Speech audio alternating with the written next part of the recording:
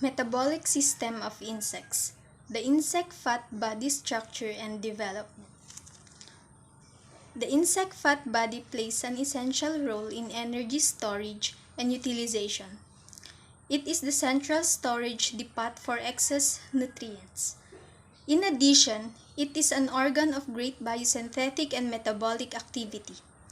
Fat body cells not only control the synthesis and utilization of energy reserves, fat and glycogen, but also synthesize most of the hemolymph proteins and circulating metabolites. Large amounts of relevant proteins, such as storage proteins, used as an amino acid reservoir for morphogenesis. Lipofurans responsible for the lipid transport and circulation, or vitellogenins for egg maturation, are secreted by the fat body. Most of the insect's intermediary metabolism takes place in this organ, including lipid and carbohydrate metabolism. Protein synthesis and amino acid and nitrogen metabolism.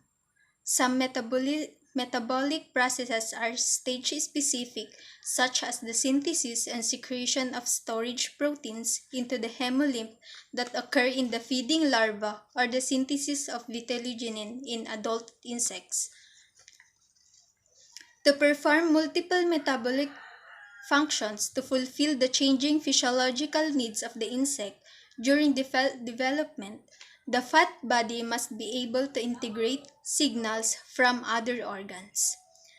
Many of these functions are hormonally regulated, and thus the fat body is the target organ of several hormones. At the same time, the fat body responds to the metabolic requirements of the organ itself. Therefore, several metabolic processes in the fat body must be tightly coupled to a number of metabolic pathways. Physiological systems to sense nutrient reserves are expected in all organisms, and in insects, nutrient sensing itself appears to be the domain of the fat body. Studies of Drosophila melanogaster and, more recently, mosquitoes have shown that the fat body specifically express amino acid transporters that function as nutrient sensors. The level of nutrient reserves accumulated in the fat body modulate several important aspects of the insect's life, such as the rate of insect growth, the timing of metamorphosis, and egg development. The fat body coordinates insect growth with the metamorphosis or reproduction of storing or releasing components central to these events. For example, the synthesis of vitellogenin in the fat body of Aedes aegypti female mosquitoes is transcriptionally upregulated after a blood meal by a mechanism involving a cascade of reactions beginning at the fat body plasma membrane, where specific amino acids present in the hemolymph are sensed by amino acid transporters. This signal activates an evolutionarily conserved nutritional signaling cascade target of rapamycin pathway that results in the translation of the specific transcriptional activator of vitellogenin gene expression. As a result, the synthesis of vitellogenin is stimulated, reaching peak 3 hours after the blood meal.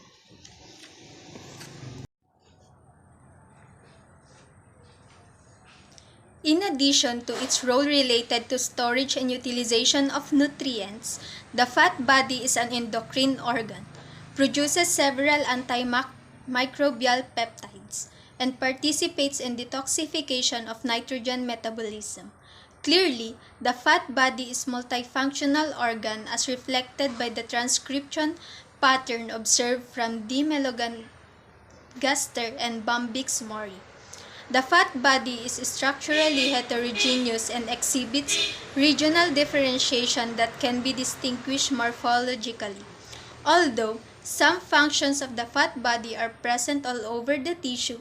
Other functions are predominantly localized in certain regions. The role of the fat body changes at different life stages, at which time it may be drastically altered in its cytological appearance.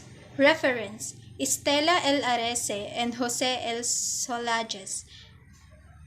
Insect fat body, energy, metabolism, and regulation.